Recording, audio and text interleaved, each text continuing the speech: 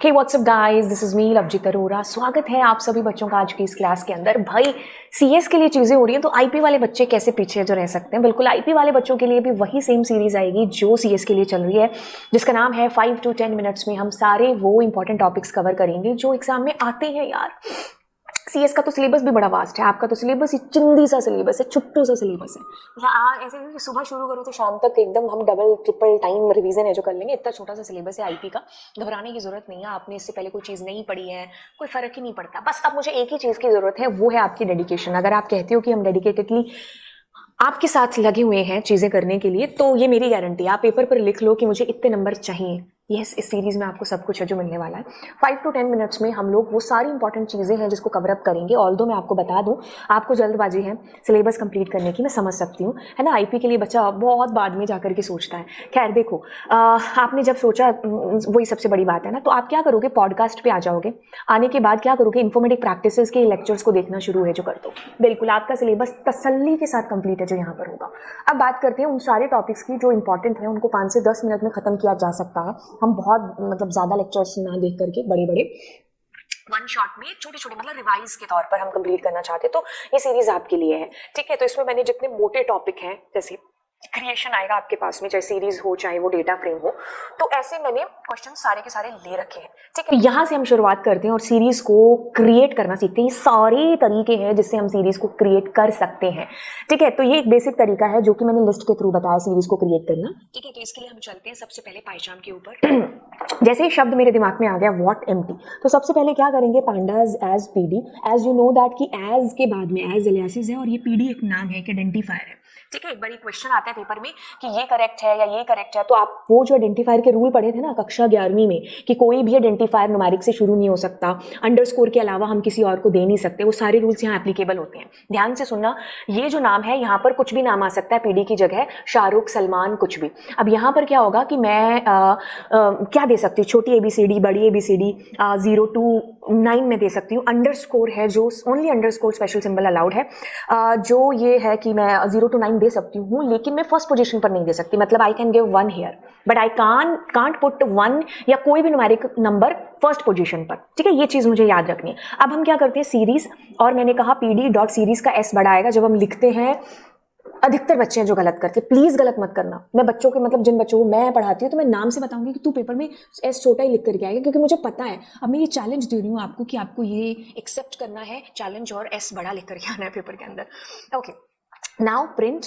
Okay, तो S मैंने print कर दिया। अब देखो क्या है, this is your empty series, एक होने वाली है। अब देखो ये आपका सीरीज का ये जो फंक्शन है, इसके अंदर हम डेटा को पुट करेंगे। जैसे ये बिल्कुल वही एग्जांपल है कि मेरे को, जैसे आपने मेरी पुरानी क्लासेस में भी सुना होगा कि मेरे को अब आलू का पराठा बनाना है, तो मैं उस रोटी जो मैंने बेली है उसके अंदर आलू डालूंगी। मुझे मूली का बनाना है तो मैं मूली डालूंगी, गोभी करा। मतलब अब क्या चीज हो रही है, आपका जो मतलब तरीका है पराठा बनाने का वो सेम है, चाहे वो कोई भी किस्म का पराठा क्यों ना हो।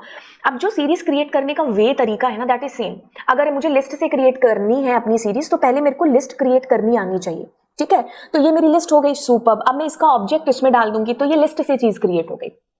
ठीक है, अब मैं इस लिस्ट को अगर एक ट्यूपल बना दूंगी, नाम से पहचान नहीं, उसके जो ये पैरेंथेसिस है इससे पता चलता है कि दिस इज अ ट्यूपल, तो वो मेरी ट्यूपल से बन गई सीरीज। अब मेरे को आता है यार यहाँ पर के काम करते हैं, डिक्शनरी क्रिएट करते हैं, तो मैंने डिक्शनरी क्रिएट यहाँ पर कर दी कुछ इस कदर।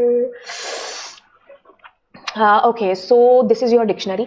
अब देखो दो चीजें इसके अंदर, एक तो ये जो लेफ्ट साइड है आपको पता है this is what, this is index, and right side में दीज आर द वैल्यूज। अब डिक्शनरी में दो चीजें होती है, एक होती है कीज और एक होती है वैल्यूज। जब भी हम इसको क्रिएट करते हैं ना ऐसे डिक्शनरी से, तो एक तरफ कीज आती है और एक तरफ वैल्यूज आती है। मतलब जो उसकी कीज है ना डिक्शनरी की, वो इंडेक्स बन जाती है और वैल्यूज इधर आई जाती है। ठीक है, तो ये एक आसान तरीका होता है आपकी डिक्शनरी के थ्रू सीरीज को क्रिएट करने का, क्योंकि इसमें झंझट नहीं होता आपको अलग से इंडेक्स क्रिएट करने का। ठीक है, तो दिस इज द वे, किसके थ्रू, डिक्शनरी के थ्रू। अब देखो क्या चीज है, हम क्या करते हैं, हम अब सीरीज को क्रिएट करते हैं रेंज के थ्रू।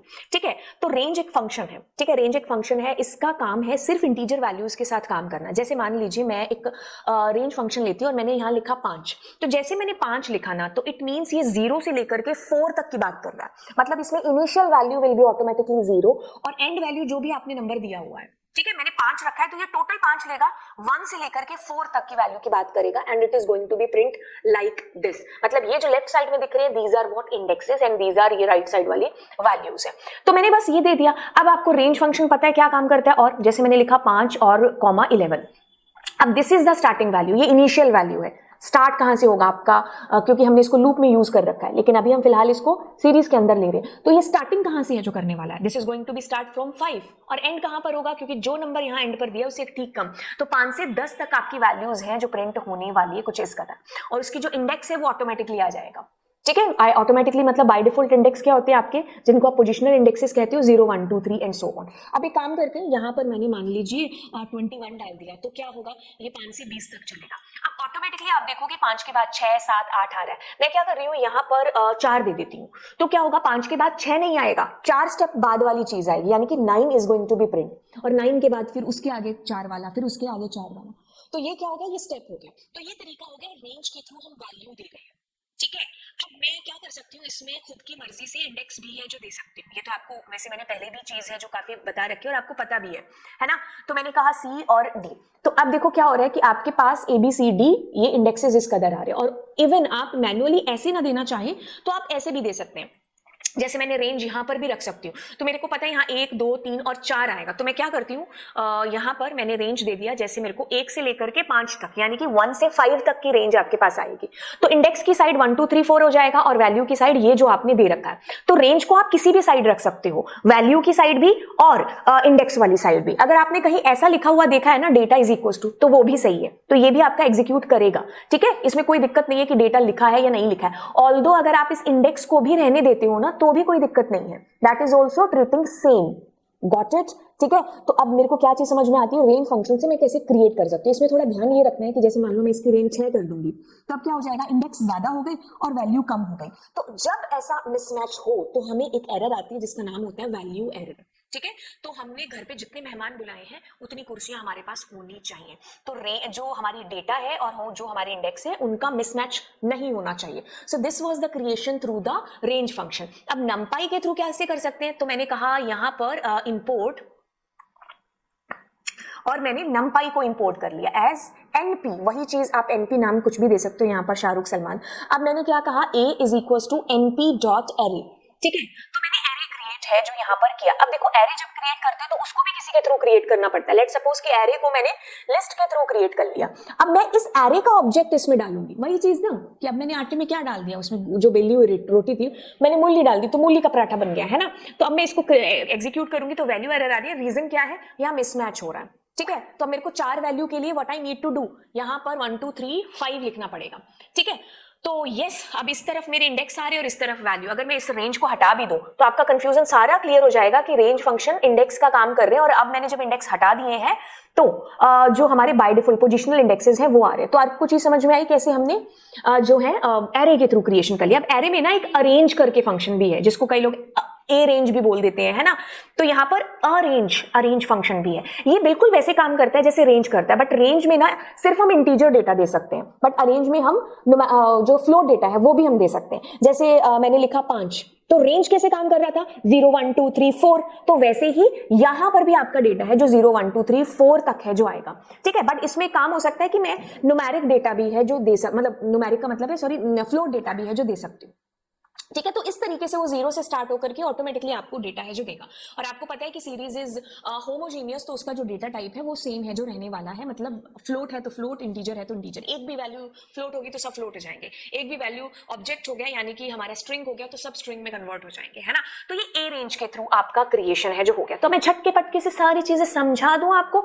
लिस्ट के थ्रू क्रिएट किया तो बोले तो बॉस कुछ नहीं, we need to create a list first. If you want to create it with tuple it's okay, आपको पता होना चाहिए कि कैसे हम ट्यूपल पहले क्रिएट कर सकते हैं। ओके, सो अगर हमें यहाँ डिक्शनरी पता है तो इसकी जो डिक्शनरी की कीज होती हैं आई नो कि वो क्या हो जाएंगी, अभी इंडेक्सेस हो जाएंगी। ठीक है, ओके, अब रेंज के थ्रू हमने यहाँ पर सारी चीजें जो लिखी है एक एक करके मैं रिवाइज कर दूं। रेंज तो आपको पता होना चाहिए 0 1 2, ठीक है, तो ये इस तरफ है जो डेटा आ रहा है, तो ये डेटा है, और आप इसके इंडेक्सेस तो खैर चेंज कर ही सकते हो, ठीक है, मैनुअली दे करके। अब मैंने रेंज में लिखा तो स्टार्टिंग वैल्यू 3 4, क्योंकि यहां जो वैल्यू आपने दी उसे ठीक है कम चलेगा। अब मैंने यहां स्टेप 1 नहीं रखा क्योंकि 1 इज बाय डिफॉल्ट, तो 3 के बाद में 6 के बाद में 9, इस तरीके से आपका डेटा आ गया। ठीक है, तो मैनुअली कस्टम इंडेक्सिंग भी है जो होती है, आप index is equal to index आपको अगर मिसमैच करता है तो हमें कौन सी एरर आती है, वैल्यू एरर है जो क्रिएट हो जाती है।